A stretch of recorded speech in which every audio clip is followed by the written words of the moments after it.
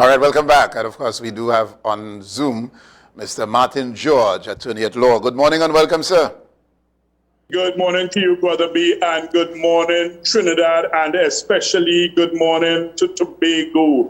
And good morning to all your listeners from Finland, Sweden, Iceland, in Croatia, in Czechoslovakia, everywhere they listen to this station and to this morning's show. Very good. And we are indeed thankful. And let me shout out to those guys out there, Grover and the rest of the crew. Yes? Yes, of course. Yeah. Our boys in Switzerland. Yes, of course. All right. Let's get into it, Mr. George. Obviously, the government had to take this stance where an SOE was announced on Saturday by the Prime Minister. All right, let's talk. Well, we have no rights, basically, but I want you just to walk us through basically what this means. All right. Well, Brother B, it's a lot to unpack because we need to understand that when we are in a situation of a state of emergency, basically there is a suspension temporarily of some of our basic freedoms and constitutional rights. And that is provided for actually by the Constitution itself. It provides that where a genuine scenario exists, and it sets out certain conditions, if it's war, disease, famine, etc., and a whole lot of categories, it sets out and it says that, look, in those circumstances, the government may advise the president that there exists a state of emergency and you are therefore basically suspending the rights of citizens. Now that includes your freedom of movement and your freedom of association, gathering, everything. So it's quite a lot that is involved in such a scenario.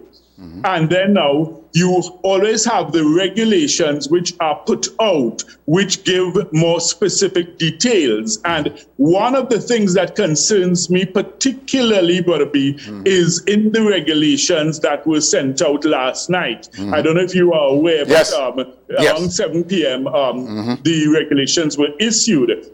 This was by legal notice 143 of 2021. And those regulations are very, very detailed and they are very involved. And I think the citizens ought to, be aware of what the impact of these regulations really means for their daily lives. One of the things that I initially was alerted to and which jumped out at me was under Part 7 of the regulation. And I just want to just read that out so that we get an idea of what is involved here, Brother B. Right?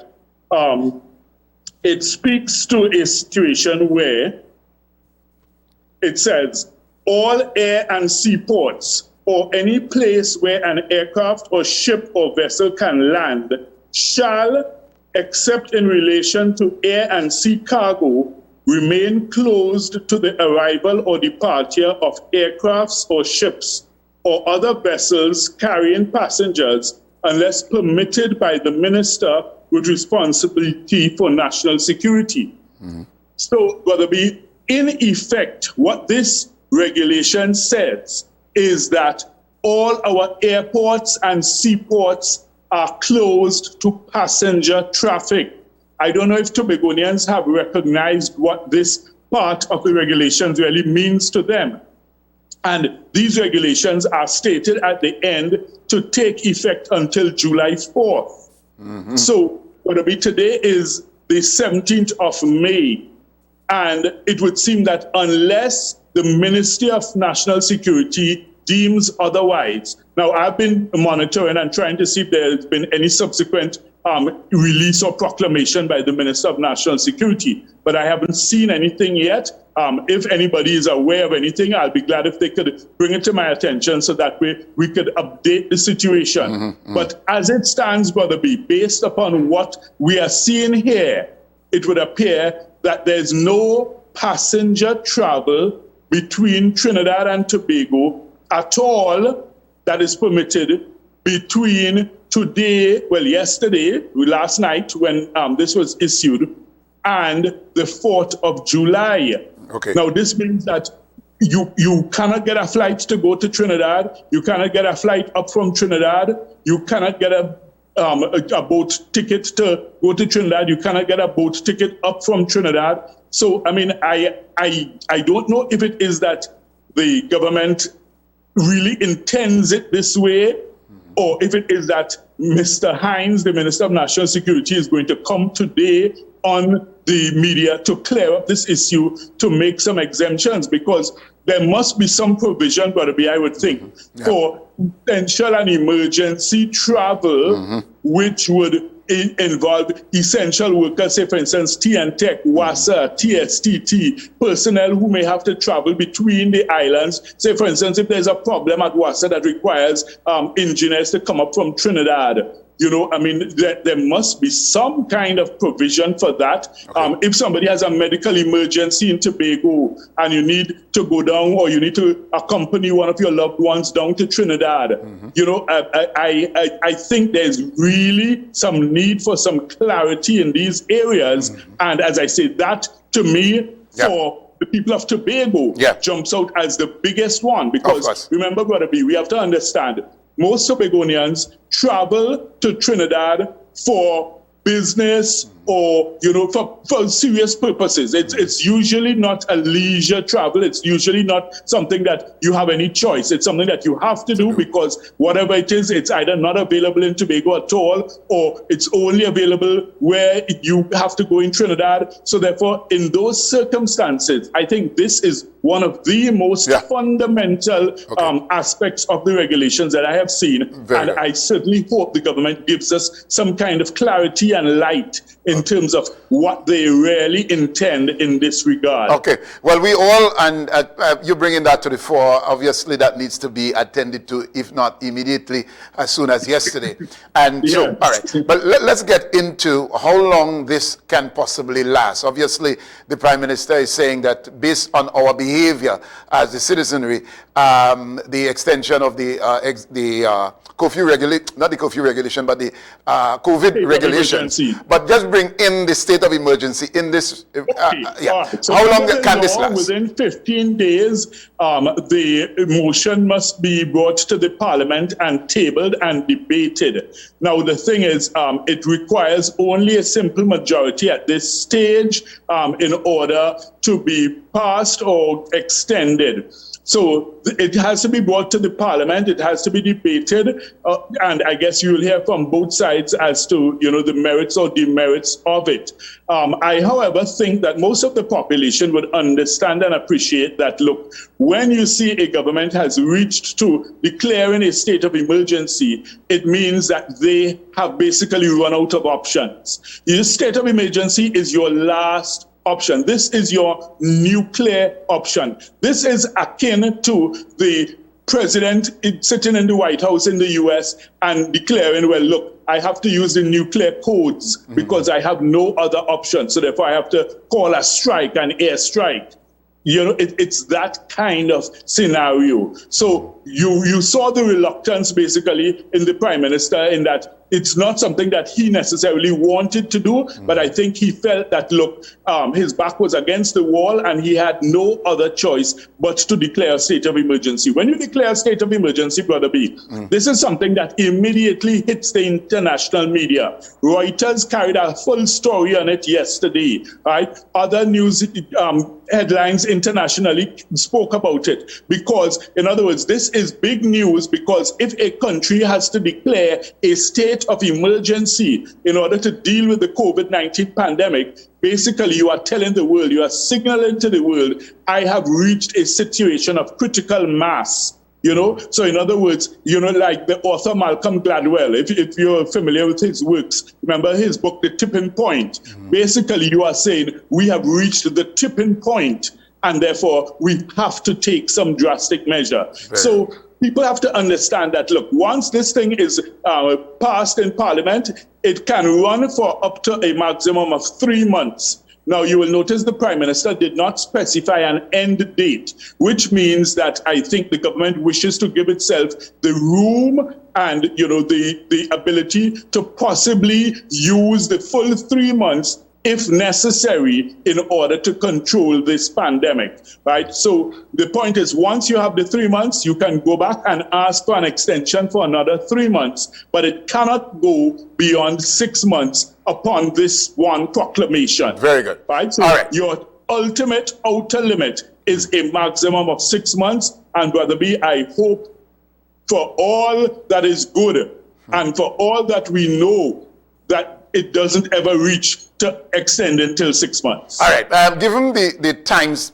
frame in which this SOE is imposed, do you see it really being effective in the battle against COVID-19?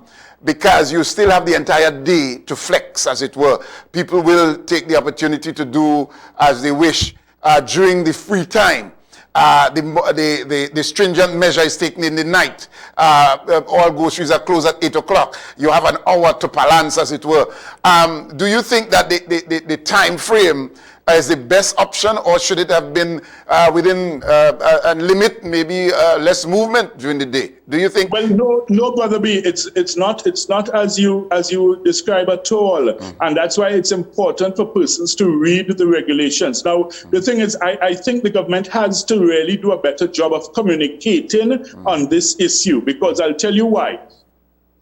The regulations is where they devil down into the details.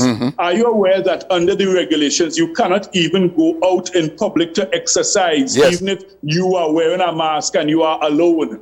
You cannot. Yes. And that has nothing to do with the curfew hours. That's 24/7, 365 as far as the regulation goes. You cannot go out in public to exercise on your own, even if you're wearing a mask. That is prohibited under the regulations. Great. So the public needs to get some very clear guidelines, and I think the government needs to break it down. They need to unpack these regulations, because it's a lot for the public to digest. First of all, the public normally would not be able to know where to find these regulations, much less to be able to understand it. Because, I mean, even amongst attorneys, I could tell you, and even amongst judges, sometimes you have disagreements in terms of how you interpret these regulations, or, that kind of thing. So therefore, it's always something that I think you need to present in the simplest and clearest manner. So that's why I always appreciate discussions such as this, Brother B, where on this program we are able to try to help navigate through these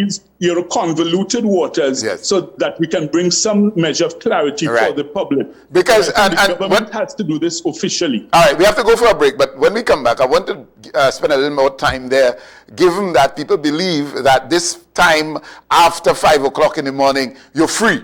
And clearly you have made that very clear. But that needs to be explained further, as you rightfully... They're not free. Exactly. You're not free. All right, so when we come back after the break, we'll continue. And of course, we'll talk COVID-19, the impact on the Tobago business sector as well. So see you after the break, Mr. George. Okay, sure. Thank you. All right, welcome back. And of course, we continue our conversation with attorney at law, Mr. Martin George. And of course, Mr. George, I just want us to go over the stipulated regulation from the SOE. It says during the period of this public emergency between the hours of 5:01 a.m. to 8:59 p.m. every day, a person shall not gather in any public space. Now, just emphasizing the point you made, that people would feel that you're free during this period. Every day during this period, you cannot gather, you cannot go to the river, you cannot. So just go over and let people understand that you don't have any free time at all, because this is very critical. That's right, because you see, Brother B, persons may think that, well, it's only the curfew hours that are important. Yes. So in other words, they may feel, well, look, once I observe this between 9 p.m. to 5 a.m., I'm okay. No, it's different. Under the curfew hours, no movement whatsoever in public is permitted unless you have a curfew pass. The Commissioner of Police has already indicated and set out the means and mechanism whereby persons who need the curfew pass can apply for same. You have to set out the names of the people who you require it for. You have to justify why it's needed. And obviously, this would have to be emergency or, critical personnel that are needed in some sector that is, desperately needed for the functioning of the society.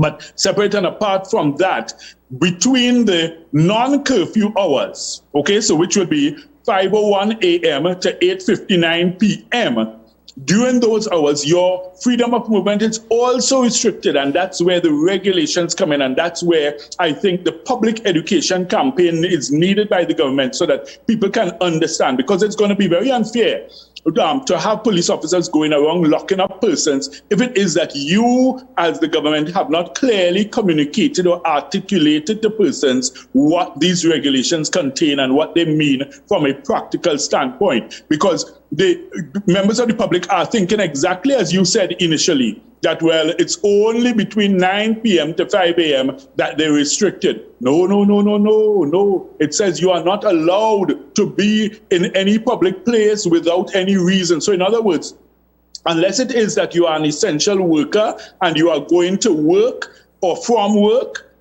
or you're going to the grocery or from the grocery, or you're going to the pharmacy or from the pharmacy, right? Those are the places that are essential, that are left open, or you're going to the hospital or from the hospital, that kind of thing. In other words, you have to basically justify why you are out and about, and people need to understand that. And that basically means even between the non-curfew hours. So it's not a question of you just saying, well, okay, I'm going out and breeze out, or I'm going and lime, or, no, it's not that. Your restrictions are immediate and they are severe in terms of your freedom of movement, your freedom of association, your freedom of assembly. All these things are restricted. So people need to understand that, because if it is that there's a restriction even on going out to exercise alone. So in other words, you may say, well, look, I'm going to take a morning run, and you're wearing your face mask, your face shield, everything. No, the regulations say, no, you cannot do that. So these things are very, very serious and severe. And I think members of the public need to fully understand the implication of this. But as I say, the onus cannot be on John public to sit down and try to sift through, first of all, to find the regulations and then try to analyze it and, say what it means. I think the government needs to come out, break it down in clear, simple language so that people can understand, well, look, this is what is permitted, this is what is not permitted. Excellent. They've gone so far even to say that, look, even if you operate in a business and it's been deemed an essential business, you cannot allow any member of the public to enter there without a face mask. Otherwise, you can face a fine. So it's very, very, very serious, very critical, and it really is a severe imposition on the rights and freedoms of citizens. But however, it is for a specific purpose. It is for a crisis situation, and basically this is an aspect of crisis management whereby you are trying to limit all movement, all interpersonal contact between your citizens so as to mitigate the effects of this pandemic and this virus spreading from person to person. Excellent. All right. Let's go to, and of course, the fine, should anyone breach the regulation, should we say, of this SOE, is 200,000 persons can be charged, Mr. George. That I'm not sure of. I'm not sure of that figure, Brother B. I'm not sure of that figure. I will have to double check to see if they've specified. All right. Let's get into the impact of COVID. And we heard you on Facebook with your the statement you made. But however, the impact of COVID-19, the spike that we are facing here in Tobago, and you spoke about the rollout of the vaccine, which I'm very interested in. But let's go there first. And you're speaking about this vaccine should be readily available, let's say health center to health center in the community. However, the Prime Minister is saying that is not possible yet, given that we do not have the amount of dosage. Let's speak to that and, of course, the impact on the business community. Right. And you see, Brother B, what I'm saying is that when you look at what has happened with some of the developed countries, okay, let's say, for instance, Canada. Canada is the largest developed nation in the world which does not manufacture its own vaccines. But yet still, Canada jumped out and went ahead of the game, and they were able to negotiate and procure and secure vaccinations for their population. So And that's where I'm saying I think we dropped the ball. And it's not a matter of trying to, cast blame or cast aspersions. At the end of the day, we need to be mature and we need to be honest and we need to be realistic. If it is that we did a good job in managing the spread in the early days, we, of course, give the government praise for that. But it seems that in terms of the acquisition of vaccines, that's where we really, let it slip. And when you look at what has happened, the nations which have achieved the highest vaccination rates are the ones which have been able to reopen their economies the fastest and to be able to get life back to normal. Right now, for instance, in the US, the CDC has issued a decree saying that, look, there's no need to even wear face masks when you are outdoors.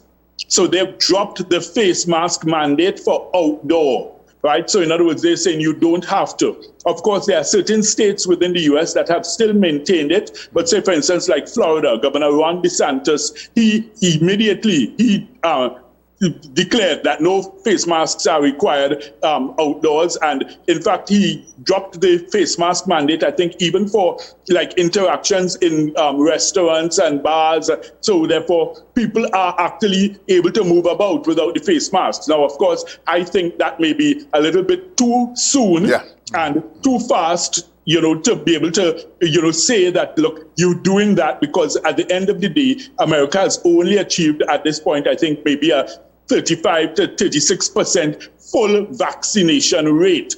But they have, however, I think like a 67 or 68% first dose. So at least a significant percentage of their population has at least received the first dose. And I think it's like about 35% of their population has received the second dose. But here's the thing, Brother B, and this is where it's interesting. America has the largest stockpile of AstraZeneca vaccines in the world, and they are not using them. The reason why you saw America was able to donate and gift hundreds of thousands of those vaccines to India when India is facing its crisis is because those vaccines were actually stockpiled and are about to expire. So rather than let them waste, the US decided, well, look, we will be benevolent and we will donate them to India. So that's why I have always said, and I've always disagreed respectfully with the position where, it's been said, well, we are not going to beg for vaccines. I'm saying if it is that we have to beg for it, let's do so. Because if you have developed nations within the G7 who have extra stockpiles of vaccinations, basically they've covered most of their population, at least with their first dose, and they're now rolling out their second dose, and they recognize that, look, we have surplus supplies. What are they doing with it? What are they keeping it for? They don't have any need for it. So therefore, we need to ensure that we go out there and we canvass. We need to see basically either the Prime Minister or some senior government minister getting on a plane, heading to Washington, going and negotiate and canvass for those supplies. We need to see them having discussions with President Trudeau and saying, well, look, if Canada has surplus supply, because Canada actually has also stopped the AstraZeneca, right? Even though they have loads of supply of the AstraZeneca, because they found it within the indigenous population that there was a high incidence of blood clotting.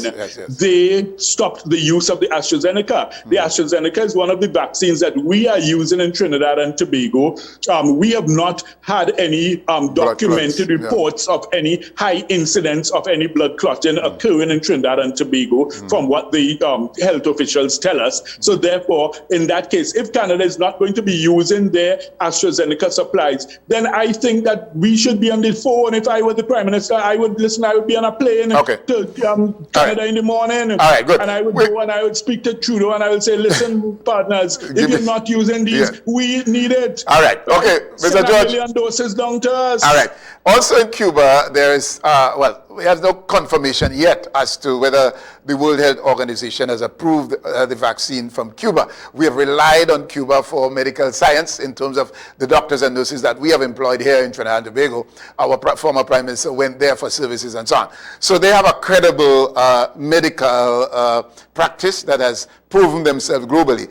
Are you convinced that we can also invest maybe in the Cuba vaccine? Well, the thing is, the practice that we have adopted thus far in Trinidad and Tobago is only to use WHO-approved vaccines. So unless and until the Cuban vaccine is so approved, I think there's no question that we will not be even thinking of approaching them. All right. The same thing with the Russian Sputnik vaccine. That has not received the WHO approval, so that is definitely not on our radar at all at this time. The Sinopharm vaccine has received the WHO approval, and that's why we have it now in Trinidad, and it's been administered to our citizens. All right, so the Chinese vaccine obviously is here and will be here, I think, very shortly.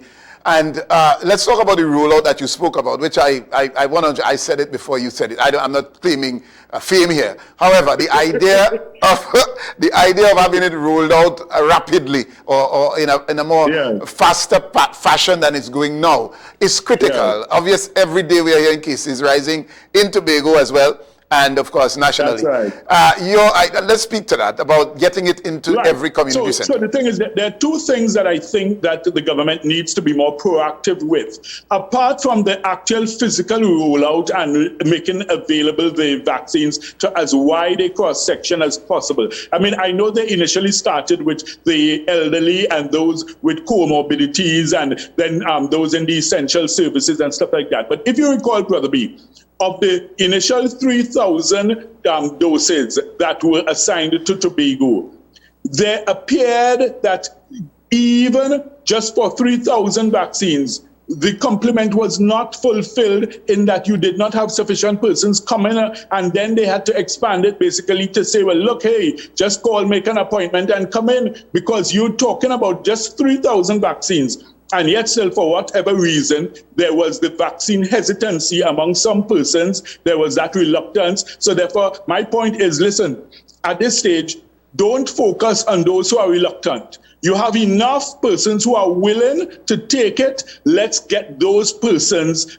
vaccinated. Now, I saw a very troubling and disturbing survey by Market Facts and Opinions, which came out this weekend, which indicated that from their survey results, they did a sample of 973 persons, which, of course, is a small sample size and may not be representative of the entire population of Trinidad and Tobago. But, you know, I love facts and figures, Brother B, because that's where the science guides us and that's where we take our, direction from. And in this Market Facts and Opinions survey, they said that 35% of the respondents, so if you take that to be 35% of the population of Trinidad and Tobago, appears to be willing to take the vaccine. Now, the flip side to that is it appears that maybe 65% of the population is, for whatever reason, not willing. That is an alarming number. We can never achieve herd immunity with 65% of the population not willing to take the vaccine. So as I said, focus first on the 35% who want to take the vaccine, make sure they all get it. But apart from that, the government needs to embark on an aggressive campaign to convince, educate, and illuminate the public about the importance of us getting vaccinated. I want Trinidad and Tobago to understand, unless and until we achieve this level of herd immunity, which is about 70% of the population being vaccinated, we will never be able to get back to life as normal. We need to understand this. Very good. That is basically your criteria for reopening business, reopening your economy, reopening the freedom of movement and getting things back to normal. So therefore, it is critical. And the government ought to be very proactive and a lot more proactive in that regard. They're supposed to get like all your soccer stars, all your media personalities, such as I think there's a popular person in Tobago called Brother B. You know, they should get people like you to talk about this and get the public to understand the importance of taking the vaccine and letting us get to that level of herd immunity so that we can all be safe in that sense of being fully vaccinated and be able to reopen the economy, get life back as normal. People don't understand. I saw the Ministry of Health said that 6 to 7 months it may take to get to that level. And that is being tremendously optimistic because, first of all, we don't even have the vaccines, much less to be able to administer it to the 35% who are willing to take it. And then now you have the next hurdle to deal with the AntiBack cells or those who are sitting on the fence or those who are hesitant or unsure as to whether to take it. I've heard police officers, I've heard nurses, I've heard doctors who express reluctance at taking it. You would think these are people on the front line who ought to know better, who therefore ought to be the first to line up to take it. And I've heard them saying they don't want to take it. So therefore, there's a tremendous hurdle that we have to overcome there. And I think the government needs to do a whole lot more. Right. And I think programs such as this, Brother B, are essential to share the light and to educate and illuminate things for the public so that they can understand that unless we reach to that level, listen, we are in a deep, long, dark tunnel for a very long while. All right, we got to leave it there, Mr. George, and I hope that you would have taken yours, and I'm willing to do it right on set. I said that before. I got my first dose already. Yeah. Very good, all right. So, and thank you for recognizing that the people who are in the front, and there are those who don't want that to happen because they feel, well, that will go to my head and I go get famous and so on. I'm not here. I tell them. But you know what is I'm not here for that. Brother B, is, and what is so sad is when you see the politicization of this vaccination issue, and that's why I applaud Tim Gopi Singh and Suraj Rambachan